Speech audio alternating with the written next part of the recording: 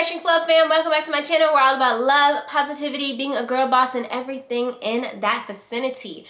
In today's video, we're going to be talking about how to overcome procrastination. All of us have procrastinated at one time or another. I know. It is just the way that it is. It's just the way that it is. I know that I'm guilty of doing it all the time. As a matter of fact, today's videos that I am recording, I was supposed to record 4 days ago, and I am just now getting to them. But we're not going to talk about that though.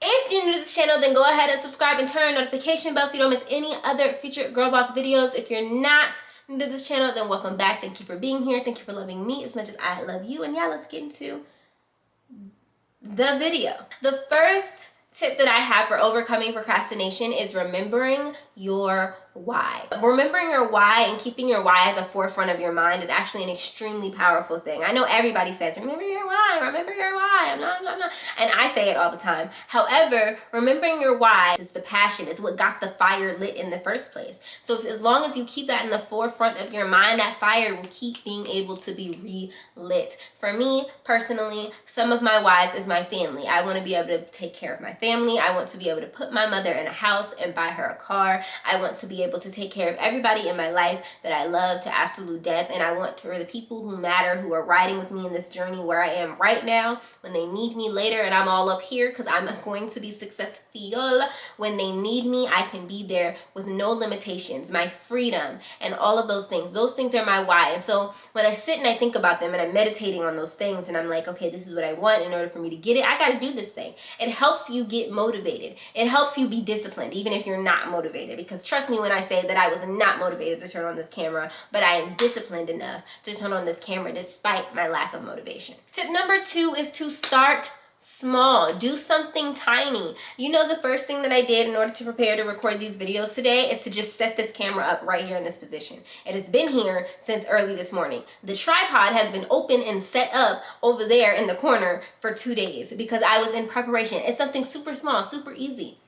But for whatever reason, it made putting the camera on the tripod and pressing record that much easier for me to do today. So start with something small. If you're working on a project, if you want to record videos, if you need to edit videos, instead of just editing them, start with something small. Export the videos from your camera to your editing device. Simple. You'd be surprised at how those little simple things lead you to doing the next things before you even know it. Tip number 3 is to schedule properly. One of the reasons why I said to start small is that sometimes having some big task or project becomes too much for us mentally. Our minds it's overwhelming for our brains, and so our brains are shutting down and our body is like, nope, we're not doing all of this. That's one of the reasons why when I'm talking about the way that I schedule things, the way that I bulk do things, I break it up into lots of different pieces. I have it scheduled when I'm going to record, and on those days that I'm going to record, I do not have it scheduled or planned for me to edit, do thumbnails, do any research on those days. All of that stuff is broken down and scheduled accordingly so that videos are coming out when they need to come out, but I'm not overwhelming or overworking myself. So the point of scheduling properly is to look at your availability of time. Look at your work schedule, look at the time that you're probably going to be with your kids. Look at that and think about when you're going to have the time to do the tasks that you need to do for whatever it is you need to do them. I'm using this example for recording because this has been my most recent thing that I have procrastinated on. And one of the things that I did, I scheduled for a certain day of this week to record, a certain day of this week to edit, a certain day of this week to worry about thumbnails and to worry about titles and SEO and things like that. Sometimes I do titles and SEO before I start recording and before I do all those things. Sometimes I do it after. It depends on what is going on at the time. However, point is I'm scheduling these things so that I know what I need to do and I don't feel overwhelmed to do it. Number 4 is be realistic. No matter how well you plan, no matter how motivated you are, you're not going to be on it all the time. Especially if you're somebody who struggles with different mental health issues such as myself, there are going to be times when you're just not on it. Plain and simple. There are going to be times when you have a plan in your planner and you didn't do any of those things in the to-do list, when goals are not met. That is real life. 1, do not overload yourself. so that you are not setting yourself up for failure. And two, if you do not get something accomplished, don't beat yourself up, because reality is nobody does every single to-do list every single day all the time. That's not the way that life works. So be real and be honest with yourself. So you didn't do it today. I didn't do it on Tuesday. Tough. So it didn't get done, and so now here I am recording it on Friday. That's just the way that it is. But it still got recorded because I still allowed myself to have priorities, to have time, and I was real with myself. This week was a transitional week for me, so I knew there was a possibility that videos were not going to get recorded when I thought they were. I was honest with myself. Yes, I had goals to accomplish them, but I had goals to accomplish certain things, but I was honest with myself about the fact that I may not be able to do it all this week. Tip number 5 is to recognize why you're procrastinating. A lot of the times we beat ourselves up for procrastinating instead of deep digging into the reason why we're doing it. Are you having some mindset issues? Are you having disbelief problems in what it is that you're trying to accomplish? Do you actually really want to accomplish this goal anymore? This is why goals and meditating and reflecting on your goals is so important, because sometimes we set ourselves up for goals and things that we want to do, and then it turns out that we don't actually want to do it as bad as we thought we did. It was a cool idea when it first popped into your head, but when it comes to application and long-term goals, it doesn't actually align with what you want for yourself in the next 5 to 10 years. There was something that I had intended on doing this month that after a few days of coming into the month, it was on my to-do list, and I was looking at it and I was reflecting over my goals at the end of last week, and I realized this makes no sense for me to do right now. Like, I've been pushing it back because I don't actually want to do it. It just sounds good, but it doesn't align with what I want for myself. It doesn't align with who I am, and I just simply don't want to do it. Yeah, I might be good at it. Yeah, it might be successful, but in actuality, I don't want to. So I took it off. I took it out of the equation. Another reason why you could not be accomplishing your goals is because something is happening in your life. There was a change. Something came in and threw a monkey wrench in your whole operation. This week for me, I have been waking up earlier than usual. I have started a new job. Things are different from my life right now, so my schedule is different and I'm not used to it. That's just the simplest way to put it. I'm not used to what's going on in my life right now. And so because of that, I wasn't really able to want to focus. By the time I came home at the end of the day, I'm off pretty early. I get off by 2 p.m. By the time I come home, after being up since 5:30, I come home and I feel exhausted. I'm tired. I'm not used to it. And I'm not used to going to bed early enough to get up at 5:30. So while I'm still getting up at 5:30, I'm going to bed later. So my sleep schedule is off. The way my body is off. I'm tired. I'm exhausted. I'm not feeling like myself. I haven't been taking my iron pills. Like, your girl is just not on it.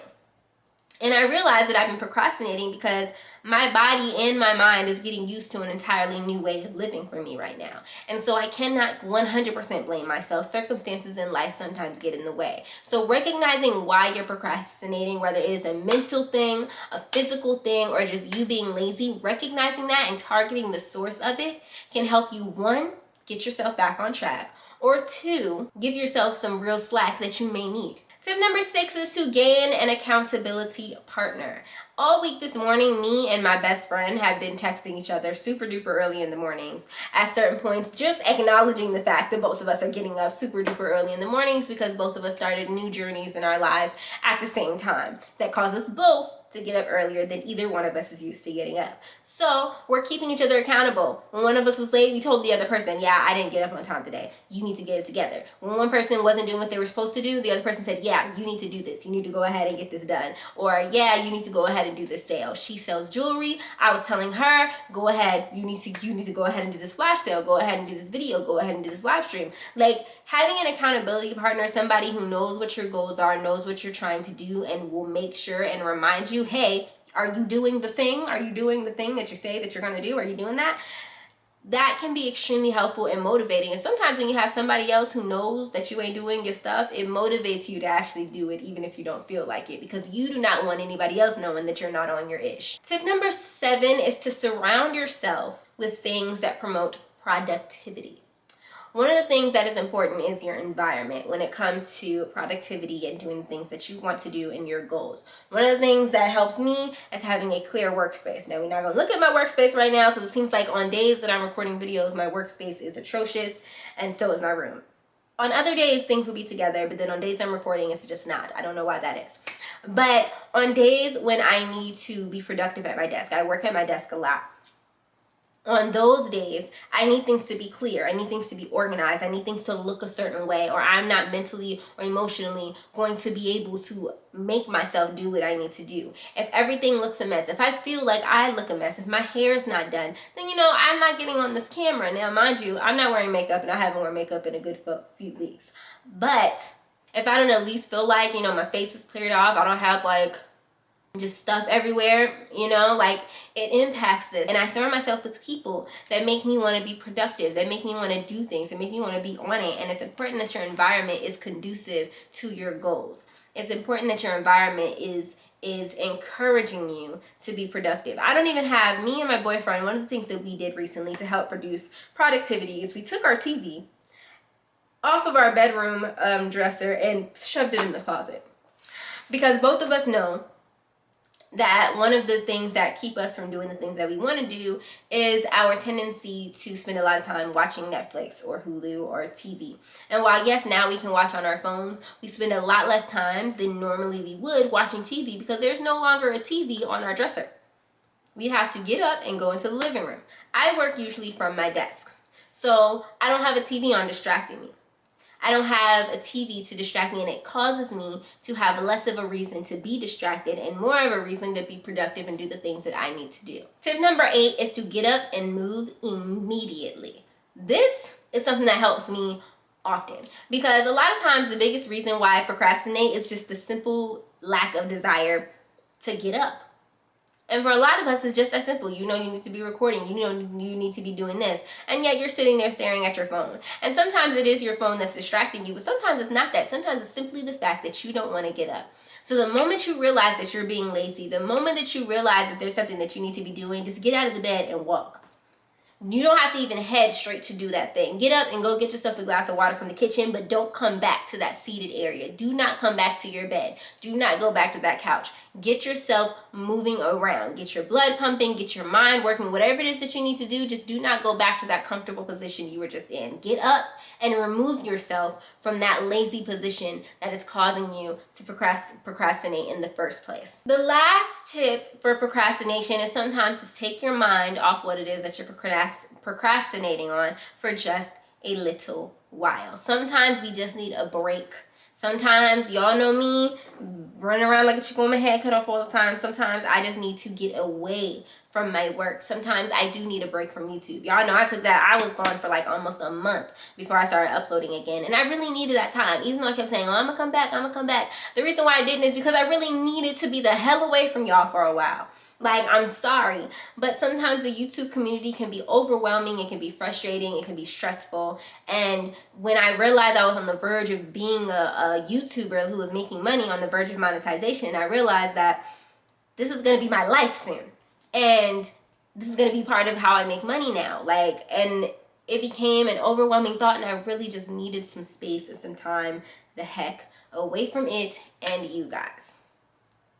I love YouTube. I love all of you, but sometimes YouTube is a lot. It's just full of other people's opinions 24/7, and sometimes you just don't wanna. So I took the time to step back, and now I come back to YouTube more motivated. Even when I'm procrastinating, I'm much more motivated than I was back then. I want to record videos. I want to get content out for you guys, and I want the content to be the best of its ability. So those are all the tips I have for you guys today for how to overcome procrastination. You do not have to procrastinate on your goals, and if you do procrastinate on your goals, you don't have to stay procrastinating. You can get together. Hopefully you guys enjoyed this video. Let me know what tips resonated with you the most. What tip do you think is the problem and what it is that you are going to start implementing into your life? If you haven't already, then subscribe, turn notification bell, turn on that bell, turn it on, turn it on, turn it on. If you made it to this point in the video, then leave the emoji in the comment section down below. Thank you guys so much for all of your support. I love you guys so much. If you have not purchased my ebook, Depression, Anxiety, and Entrepreneurship, go ahead and purchase that. It's $7. It will be in the description box.